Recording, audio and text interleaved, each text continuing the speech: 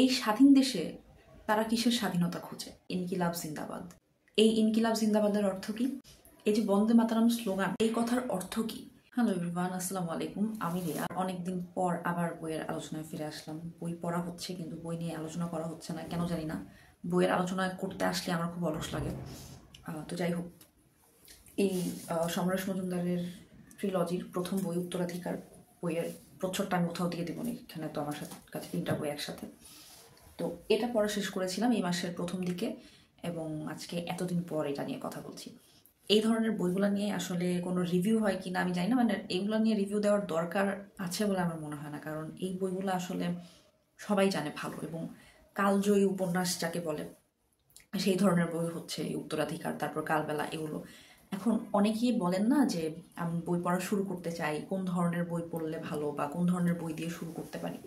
তো আমি বলবো যে এই ধরনের বই দিয়ে শুরু করতে পারেন। উত্তরাধিকার, কালবেলা, সমরেশ মজুমদারের লেখা দিয়ে শুরু করতে পারেন।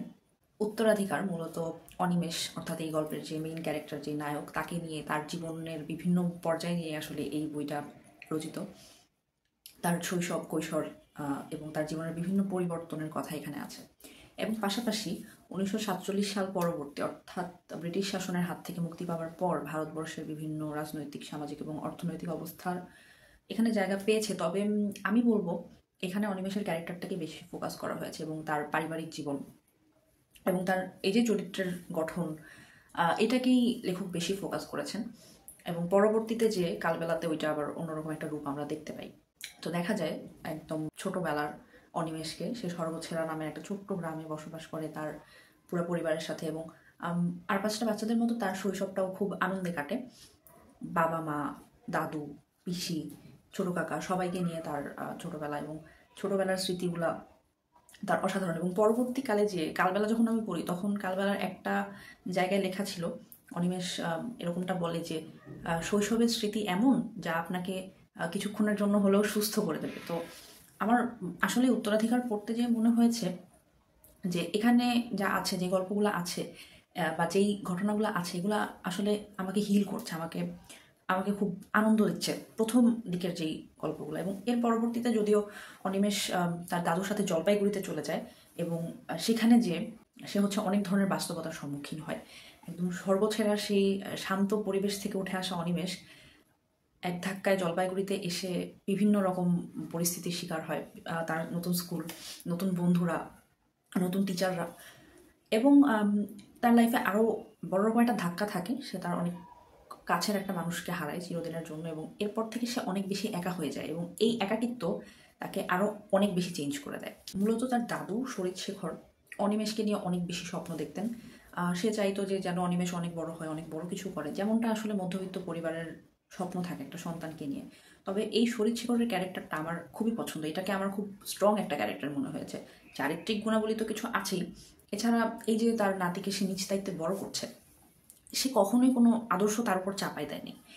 সবগুলা আদর্শ তাকে বুঝিয়েছে যে এইদিকে এরকম হবে, ওদিকে ওরকম হবে, তোমাকে কেউ কিছু চাপাই দিচ্ছে না, তুমি করতে পারো। কিন্তু সঠিক পথটাও আবার দেখিয়েছে। তো শরীর শেখরের ক্যারেক্টারটা আমার খুব পছন্দের, যদি মানে মেন ক্যারেক্টারের বাইরে যেয়ে বলি।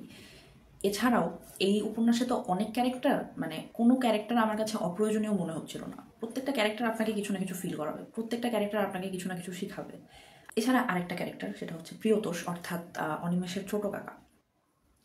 এই ক্যারেক্টারটা দেখা যায় যে কমিউনিজমে জড়িয়ে পড়ে খুব কম বয়সে, কিন্তু পরবর্তী জীবনে যে সে পুরো ভিন্ন পথে হাঁটে।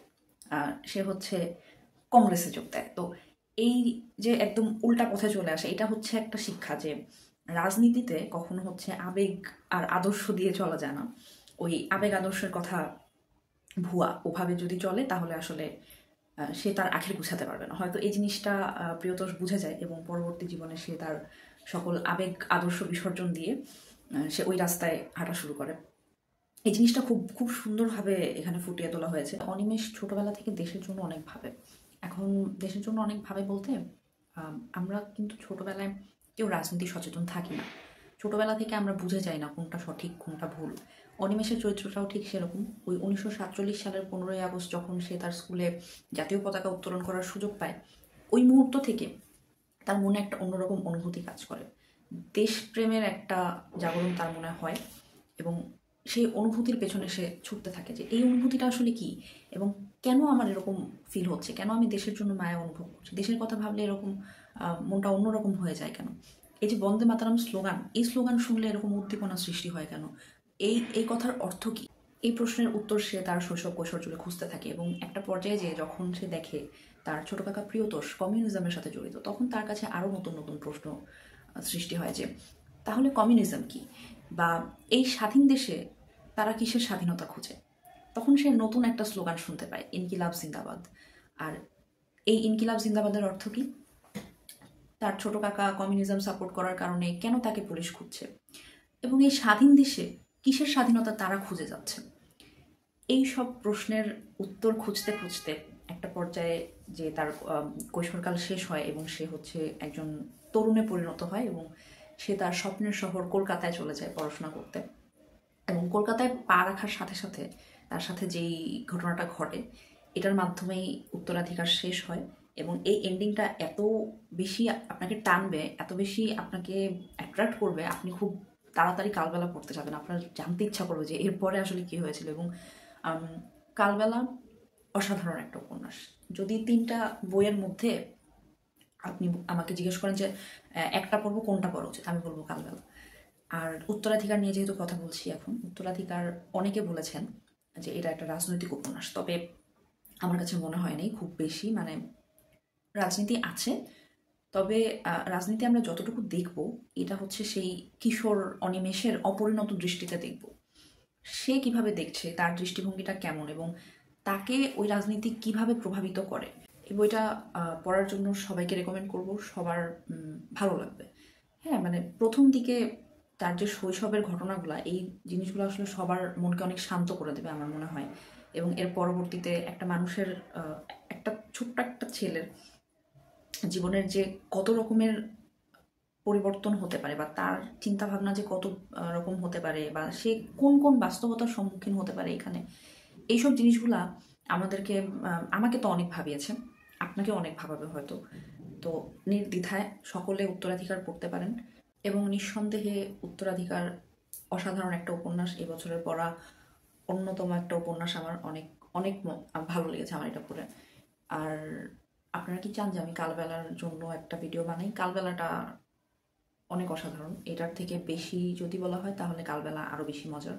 তো আপনারা যদি এই ভিডিওটা ভালো লাগে বা আপনারা যদি চান যে কালবেলা নিয়েও একটা ভিডিও বানাই তাহলে প্লিজ কমেন্টে বলবেন।